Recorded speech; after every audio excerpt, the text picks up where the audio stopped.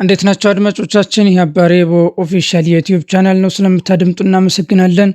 ላይክ እና ሰብስክራይብም ስለምታደርጉ እናመሰግናለን። እንዲሁም ደግሞ በፕሮግራማችን ላይ ያላችሁን አስተያየት ኮሜንት ላይ ጻፉልን። በአሁኑ ሰዓት ደግሞ በለንደን ደርቢ በሰሜን ለንደን የተካሄደውን የቶትናም ሆስፐር እና ቼልሲን ጨዋታ የምንዳሰስ ይሆናል። ሁለቱ ቡድኖች በተለይ በዚህ በለንደን ደርቢ በሚገናኙበት ሰዓት በተለይ በቀደሙት ዘመናት የውጥረት ጨዋታ እንደሆኑ ይታወቃል። በተለይ ፋውሎች የሚበዙበት የተለያዩ ጉሽሚያዎች የሚበዙበት ጨዋታ እንደሆነ ይታወቃል። በሁለቱ ቡድኖች መካከል ያለው ባላንጣነት ምክንያት ማለት ነው። ስለዚህ በሁለቱ ቡድኖች ያሉት ግጥሚያዎች ይጠበቃሉ። ነገር ግን በአብዛኛው ቼልሲ በነዚህ ጨዋታዎች ላይ የበላይ እንደሆነ ይታወቃል። በትላንትናው ዕለት ያደረጉት ሁለቱም ቡድኖች በተለይ በሜዳቸው ሲጫወቱ ደካማ እንደሆኑ ይታወቃሉ። ስለዚህ ከሜዳቸው ውጭ ሲሆኑ ነው በተለይ ሁለቱም ድል የሚቀናቸው በደጋፊዎቻቸው ፊት በሚጫወቱበት ጊዜ አይናፋር የሆኑት ሁለቱ ቼልሲ እና ቶትናም ናቸው። በተለይ የሁለቱን የደረጃ ሰንጠረዥ በምንመለከትበት ጊዜ በተለይ ቶትናም ከሜዳ ውጭ በሚያደርጋቸው ጨዋታዎች በፕሪሚየር ሊጉ 13 ነጥቦችን በመሰብሰብ ያው አንደኛ ደረጃ ላይ የሚገኝ ክለብ ነው። እንዲሁም ደግሞ ቼልሲ ደግሞ ከአርሰናል በመቀጠል ሶስተኛ ደረጃ ላይ ይገኛል። ከ5 ጨዋታዎች ከሜዳ ውጭ በሚሰበስባቸው ነጥቦች ማለት ነው 10 ነጥቦችን ሰብስቧል። ነገር ግን ሁለቱም በየሜዳቸው በሚያደርጉበት ጨዋታ 16 እና 17ኛ ደረጃ ነው የሚገኙት። ሁለቱም በ5 ጨዋታዎች 7 እና 4 ነጥቦችን ነው መሰብሰብ የቻሉት። ቼልሲ በሜዳው 7 ነጥቦችን ሲሰበስብ ቶትናም ደግሞ 4 ነጥቦችን ነው መሰብሰብ የቻሉት። ቶትናም ሆስፐር ባለፉት የ19 ባንጂ ፖስቴኮግሉ ጨምሮ ማለት ነው 19 የሜዳዎችን ጨዋታ ላይ አድርጎ 3 አቻ እንዲሁም ደግሞ 3 ብቻ ነው ያሸነፈው፣ 4 አቻ የወጣ ሲሆን 12ቱን ደግሞ መሸነፍ ችሏል። ትላንትናም በጨዋታው ክፍለ ጊዜ የቶትናም ሆስፐር ደጋፊዎች ሲጮሁ የነበረው በዛ ምክንያት ይመስላል። ምክንያቱም ይህ ቶትናም ሆስፐር በዚህ ሰዓት አሁን በ4ኛ ደረጃ ላይ የተቀመጠ ቢሆንም ነገር ግን በደጋፊዎቹ ልብ ውስጥ መግባት አልቻለም። ገና ነው። በሻምፒዮንስ ሊጉም ያልተሸነፈ ቢሆንም ነገር ግን በትላንትናው ጨዋታዎች ተስተውሏል። ወደ ጨዋታው ስንገባ ያው ቶትናም ደካማ እንቅስቃሴ ያደረገበት የትላንትናው የፕሪሚየር ሊጉ ጨዋታ ነው። ስለዚህ ደጋፊዎችም የመጫወታቸው ምክንያት ያ ይመስላል። በተለይ 3 ሙከራዎችን ብቻ ነው ማድረግ የቻለው ማለት ነው። በትላንትናው ዕለት በቼልሲ በኩል ሳንቼዝ እንደተጠበቀው ጆርጌንሰንን በኤፍኤል ካፕ ተክቶት የገባውን በረኛ ተክቷል። ኩኩሬያ፣ ቻሎባ፣ ፎፋናና ጉስቶ በተከላካይ መስመር ሲሰለፉ ካይሴዶ እና ጀምስ ደግሞ የተከላካይ አማካይ ሆነው ነው የጀመሩት። እንዲሁም ደግሞ ጋርናቾ፣ ኤንዞ እና ኔቶ ከጃኦ ፔድሮ ጀርባ ሆነው የፊት መስመሩን እየመሩት ነው ወደ ሜዳ የገቡት። ነገር ግን በ7ኛው ደቂቃ ነበር በጨዋታው ሉካስ በርግቫል በጉዳት ምክንያቱ ማለትም ተርን በሚያደርግበት ሰዓት ካዞረው በኋላ ከሜዳ በ7ኛው ደቂቃ በዣቪ ሲሞንስ ተቀይሮ ወጥቶ ነበረ። ነገር ግን ጎል መቆጠር የቻለው በተደጋጋሚ ቼልሲ የማጥቃት ሙከራዎችን ቢያደርግም በ34ኛው ደቂቃ ነበረ። ጃኦ ፔድሮ ከሞይሰስ ካይሴዶ አሲስት የተደረገለትን ኳስ ጎል ማስቆጠር የቻለው 34ኛው ደቂቃ ላይ። ይህ ጎል ሲቆጠር በተለይ የቫንደቪንን እንዲሳሳት ያደረገው የካይሴዶ ሚና አስደናቂ ነበረ በትላንትናው ዕለት። በዚች በጎሏ ላይ ያው የሚያሳዩት ነገሮች አሉ። በተለይ በቼልሲ ከፊት ለፊት የፕሬሲንግ መጠኑ በጣም አነስተኛ እንደሆነ በባለፉት ጨዋታዎች አይተናል። በተለይ ከመስመርም የሚነሱት ተጫዋቾች ወደ መስመሩ ተጠግተው መጫወታቸውን ተከትሎ ሊሆን ይችላል። እንዲሁም ደግሞ የትክክለኛ የ9 ቁጥር አጥቂም አለመኖርን ተከትሎ ሊሆን ይችላል። የሊያም ዴላፕን መጎዳት ተከትሎ ቼልሲ ከፊት ለፊት ፕረስ ማድረግ የሚችል ቡድን አይደለም። ስለዚህ ካይሴዶ ያንን ያሳየ ይመስላል። ምክንያቱም የቼልሲ አጥቂዎች ፕረስ ካለማድረጋቸው የተነሳ ነው ካይሴዶ ተከትሎ ፕረስ በማድረግ ኳሷን አሲስት ማድረግ የቻለው በትላንትናው ዕለት። ስለዚህ የዚች ጎል የካይሴዶን ጥንካሬና እንዲሁም ደግሞ የቼልሲን የፕሬሲንግ መጠንም እንዲሁ አነስተኛ መሆኑን ፕረስ ማድረግ የማይችሉ አጥቂዎች እንዳሉት መመልከት ይቻላል። በተለይ ጆዋ ፔድሮ እንደ 9 ቁጥር ብቻ ሆኖ መጫወት የሚችል ተጫዋች አይደለም። ወደኋላ ድሮፕ በማድረግ ወደ አማካዩ የሚሳብ ተጫዋች መሆኑን ተከትሎ ቼልሲ ከፊት ለፊት የመከላከል መጠኑ እንደቀነሰ ይታወቃል። በተለይ በኖቲንጋም ፎረስቱም ጨዋታ ያየነው ያንን ነው። ተቀይሮ የገባው ማርክ ጉዩ ነበረ የቼልሲን ፕሬሲንግ ማሻሻል የቻለውና እነዛን የአጥቂ ሩጫዎችን ማድረግ የቻለው ማለት ነው። በትላንትናው ዕለት ጆዋ ፔድሮ ምንም እንኳን የችን ጎል ባስቆጠር ቢችልም ከዚች ጎል በተጨማሪ ሌሎች 2 ጎሎችን አስቆጥሮ ሃትሪክ መስራት የሚችልበትን እድል ያመከነ ይመስላል። ከ10 ጨዋታዎች በኋላ ያው የመጀመሪያ ጎሉን ማግኘት ይችላል። ምንም እንኳን ባለፈው ሳምንት ከጨዋታው በኋላ ኤንዞ ማሬስካ ወደ ጎል ማስቆጠሩ ይመለሳል። ያው በተለይ ደግሞ የእሱ ጆዋ ፔድሮ፣ ሞይሰስ ካይሴዶ እንደም ኢንዞ ፈርናንዴዝ ወደዚህ ጨዋታ ከመምጣታቸው በፊት ሙሉ ፊትነስ ላይ እንዳልተገኙ ያው መረጃዎች ያሳዩ ነበረ። ስለዚህ የአካል ብቃት የፊትነስ ችግር እንዳለበት ይታወቃል ጆዋ ፔድሮ። ስለዚህ ከ10 ጨዋታዎች በኋላ ነው ወደ ጎል ማስቆጠሩ የተመለሰው። ነገር ግን በትላንትናው ዕለት ግን 1.86 ለብቻው ኤክስጂ ማስመዝገብ ችሏል። በተለየ ቪካሪዮ ያዳነበት ኳሶች እነዚህ ኤክስጂዎችን እንዲጨምሩ አድርገውታል። ስለዚህ ብቻውን በትላንትናው ዕለት 1.86 ቶትናም እንደ ቡድን የሌለውን ኤክስጂ ነው ማስመዝገብ የቻለው። እንደዚሁም 5 ሹት ማድረግ ችሏል። 5ቱም ደግሞ ኦን ታርጌታቸውን የጠበቁ ነበሩ። 2 ቢግ ቻንሶችንም አምክኗል በትላንትናው ዕለት። ስለዚህ በትላንትናው ዕለት ኳሱን ሲስት ነው የቆየው ማለት ነው። ነገር ግን 2 ቁልፍ ኳሶችን ለቡድኑ ተጫዋቾች ማቀበል ችሏል በትላንትናው ዕለት። ስለዚህ ምንም እንኳን ጎሏን ማስቆጠር ቢችልም ያው የጆዋ ፔድሮ በትላንትናው ዕለት የነበረው ግን ወደ ጎል ኳሶችን የመቀየር ሁኔታ ግን ዝቅተኛ ነበረ በቶትናም ሆስፐሩ ስቴዲየም ጨዋታ ማለት ነው። ካይሴዶን በምንመለከትበት ሰዓት ያው የጆዋ ፔድሮን አሲስት ያደረገው እሱ ነው። እንደዚሁም ደግሞ ኤክስፔክትድ አሲስት ያው 0.28 ነው። በቃ ያችን ኳስ ራሱ እንደ አንድ አሲስት ብትቆጠርለትም ነገር ግን ለአሲስት ኤክስጂዋ በጣም ዝቅተኛ መሆኑ ያሳያል። 0.28 ነው። በሙሉ የጨዋታው ክፍለ ጊዜ አሲስት ያደርጋል ተብሎ የተጠበቀው። 1 ቢግ ቻንስን ክሬት ማድረግ ችሏል። እንዲሁም ደግሞ ሌላ ቁልፍ የሆኑ ኳስን ደግሞ 2 ኳሶችን ማቀበል ችሏል። የኳስ የማቀበል አኩሬሲው ደግሞ 86% ነበረ። እንዲሁም ደግሞ በተቃራኒ ቡድን በቶትናም ሆስፐር ደግሞ ሜዳ ላይ ደግሞ ያቀበላቸው ፓሶች እንደዚሁም 88% የተሳኩ ነበሩ።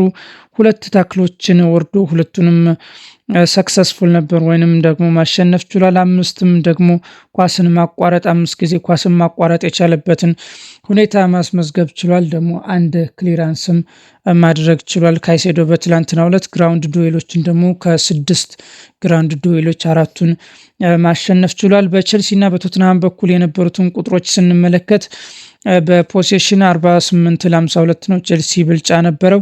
እንደዚሁም ደግሞ ቼልሲ 6 ቢግ ቻንሶችን መፍጠር ሲችል ደግሞ ቶትናም ሆስፐር በትላንትናው ዕለት 0 ቢግ ቻንስ ነው መፍጠር የቻለው። በተለይ ቼልሲ የመከላከል ችግር እንዳለበት ይታወቃል። እዚህ የመከላከል ችግር ላይ ደግሞ የቶትናም ሆስፐር ምንም አንድም እንኳን የሆነ ቢግ ቻንስን አለመፍጠር ደግሞ በትላንትናው ዕለት ቶትናም ሆስፐርን ደካማ ያደርገዋል። እንዲሁም ደግሞ አጠቃላይ ደግሞ ወደ ጎል ሙከራዎችን በምንመለከት ጊዜ 3 ጊዜ ነው ሙከራዎችን ማድረግ የቻለው። በተለይ 3ቱም ናቸው። 3ቱም ደግሞ የሙሐመድ ቅዱስ ሙከራዎች ናቸው። ቼልሲ 15 ሙከራዎችን ማድረግ ችሏል።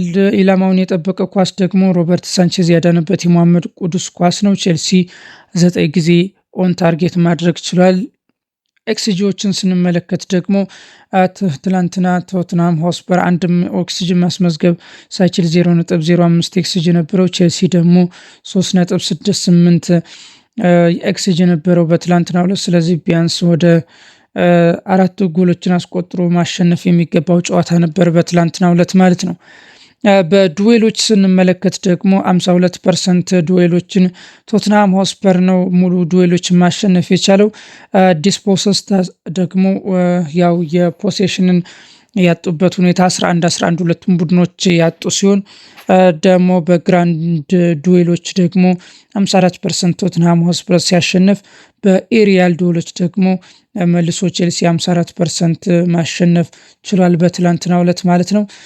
ስለዚህ የነበረው ጨዋታ ይህንን ይመስል ነበር። ሁለቱም ቼልሲ በኤኤፍኤል ካፑ ወልቭስን አሸንፎ እንዲሁም ደግሞ በቶትናም በኩል ደግሞ በኒውካስል ተሸንፎ ነው ወደዚህ የጨዋታ የመጡት። ነገር ግን በፕሪሚየር ሊጉ ቶትናም አሸንፎ ነው ወደ ኤቨርተን ሂዶ የተመለሰው። ቼልሲ ደግሞ በሜዳው በሰንደርላንድ መሸነፉ ይታወሳል ማለት ነው። በትላንትናው ዕለት በሪስ ጄምስ እንዲሁም ደግሞ በሞይሰስ ካይሴዶ የነበረው ጥምረትም በጣም አስደናቂ ነበረ። ነገር ግን በቼልሲ የነበሩት የመስመር አጥቂዎች ናቸው በትላንትናው ዕለት ደካማ እንቅስቃሴን ማድረግ የቻሉት። እንደነ ፔድሮ ኔቶ፣ ጂሚ ጊተስም ከገባ ጎሎችን ሲያመክን ነበር። እንዲሁም አሌሃንድሮ ጋርናቾ የመሳሰሉ ተጫዋቾች በትላንትናው ዕለት ደካማ የነበሩት ተጫዋቾች እነሱ ናቸው። ነገር ግን በሞይሰስ ካይሴዶ እና በሪስ ጄምስ የነበረው ጥምረት አስደናቂ ነበረ በትላንትናው ዕለት። በተለይ ሪስ ጄምስ ወደኋላ ተመልሶ በሚጫወትበት ሰዓት ደግሞ ሞይሰስ ካይሴዶ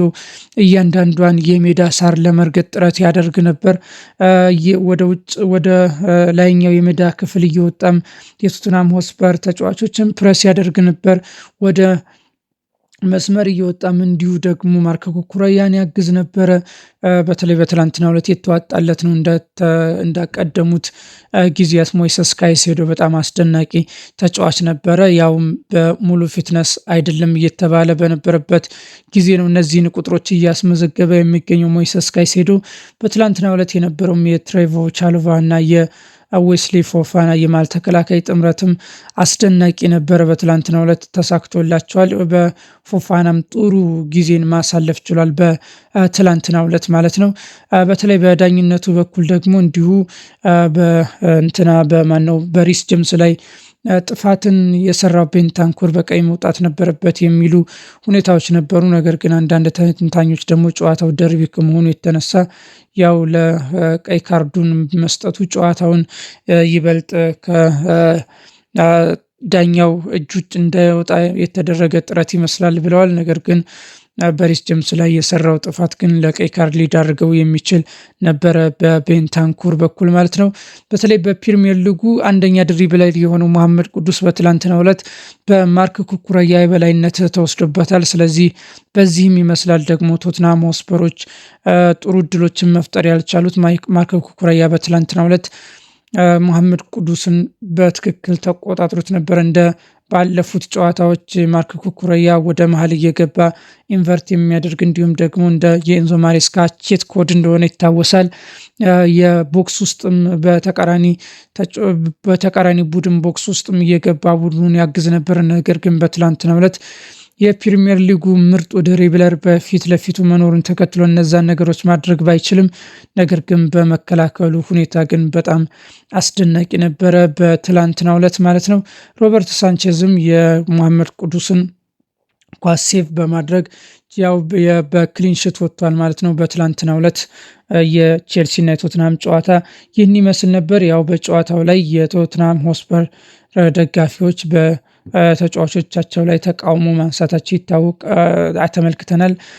አሰልጣኙም እንዲሁ ቶማስ ፍራንክ ሁለቱም በተለይ የተጫወባቸው ጄዲ ስፒንስ እና እንዲሁ ደግሞ ቫንደቪን በተለይ ለጎሏ መቆጠር ምክንያት የነበረው ተጫዋች እንዲሁ ምንድነው በእነሱ ላይ መጮህን ተከትሎ ቶማስ ፍራንክ እነዚህ ልጆች በዚህ በተጀመረው የውድድር ዓመት ጥሩ እንቅስቃሴዎችን ያደረጉ ተጫዋቾቻችን ናቸው። አሁንም ለደጋፊዎቻችን የሚገባውን ነገር ለማሳየት ጥረት እያደረግን እንገኛለን። ወደፊትም ያንን ማድረግ እንችላለን። ያው ቡድኑ ገና እየተዋቀረ ያለ በመሆኑ ፕሮሰሱን ማመን አለባቸው የቶትንሃም ሆትስፐር ደጋፊዎች ብለዋል። በተለይ አምና 17ኛ ደረጃን ይዞ ለጨረሰው ቡድን ያው የቶትንሃም ሆትስፐር ደጋፊዎች ከዳንኤል ሌቪ መልቀቅንም ተከትሎ የተሻለ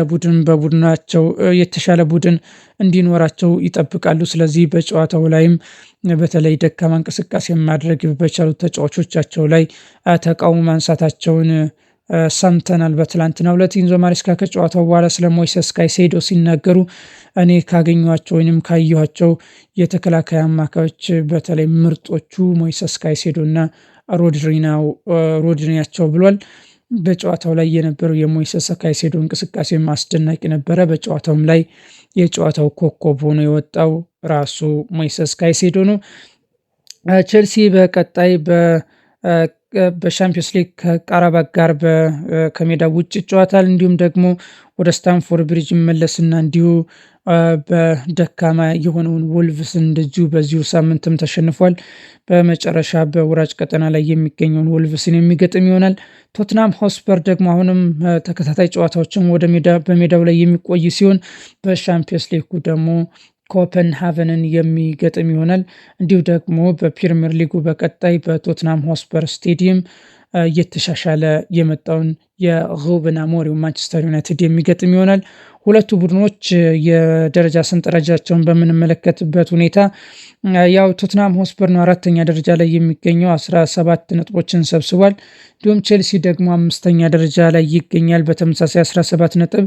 ነገር ግን ቶትናም ሆስፐር በሁለት የጎል ልዩነት ምክንያት ከቼልሲ እስካሁን የቶትናም እንዲሁም የሰንደርላንድ ጨዋታዎችም ስላልተከናወኑ ለጊዜውም ቢሆን ቼልሲ 5ኛ ላይ ደረጃ ይገኛል ማለት ነው። ሁለቱ ቡድኖች የነበራቸው ጨዋታ ይህንን ይመስል ነበር። አድማጮቻችን በጨዋታው ላይ ያላቸውን አስተያየት እንዲሁም ደግሞ ለሌሎች ፕሮግራሙ ተደራሽ እንዲሆን ደግሞ ላይክ እና ሰብስክራይብ ማድረጋቸውን እንዳትረሱ። ጤና ይስጥልኝ።